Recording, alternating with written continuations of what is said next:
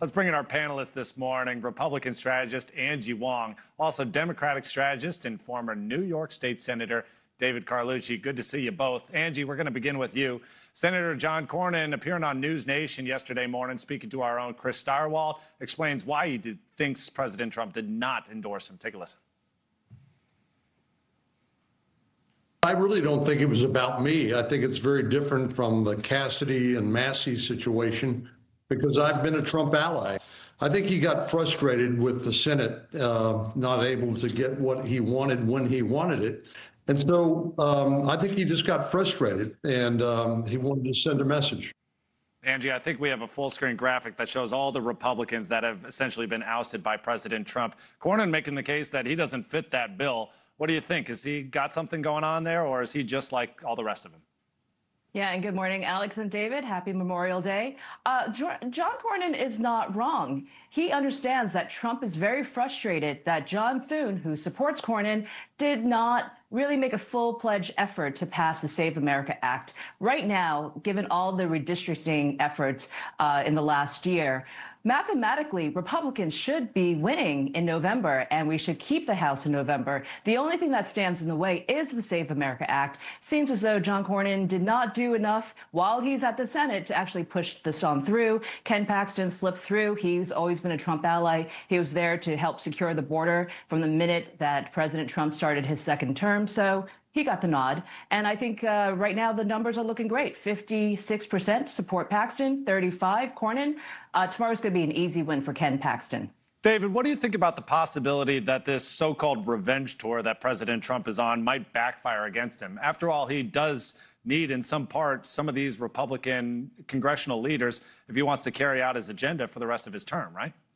Yeah, the question is, what is his agenda, right? It seems that Donald Trump's agenda is totally personal. Look, Cornyn said he voted over 99% of the time with the president, but that wasn't good enough. He wants absolute loyalty, and that's the problem with the Republican Party. Donald Trump is driving the Republican Party straight off a cliff. You know, he might win these battles, but he's absolutely losing the war. Now, you know, we're insiders. We follow this stuff every day. The mass majority of people in the United States don't. But they do pay attention to some of the big campaign promises that Donald Trump made. And they're asking themselves, what the heck is going on? Save America Act? This was not a top campaign pledge. They never even heard of this legislation before. And the only reason why it would help Republicans is because it will suppress millions of votes around the United States. So it's absurd. It's good for the politics, for the Democrats, but it's bad for our country because this is absolutely not about governing. This is all about Donald Trump's ego and personal agenda. All right, we got about 2 minutes left. Angie, I want to play this quick clip from Megyn Kelly where she actually ripped President Trump over the war in Iran. I'll get your opinion on the other side.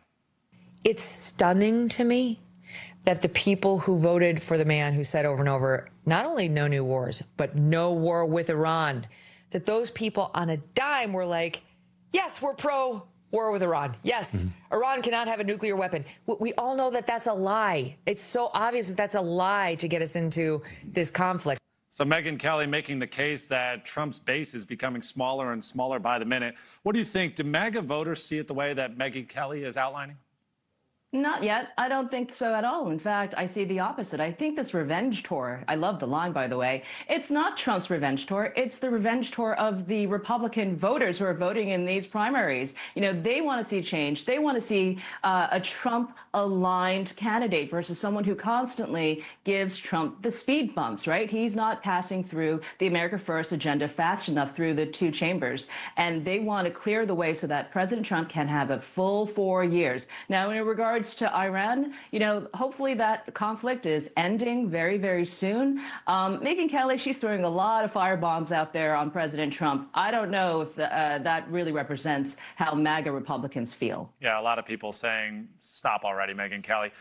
David Carlucci, Angie Wong, thank you very much for your time this morning. Good to be with you. Thank you. American military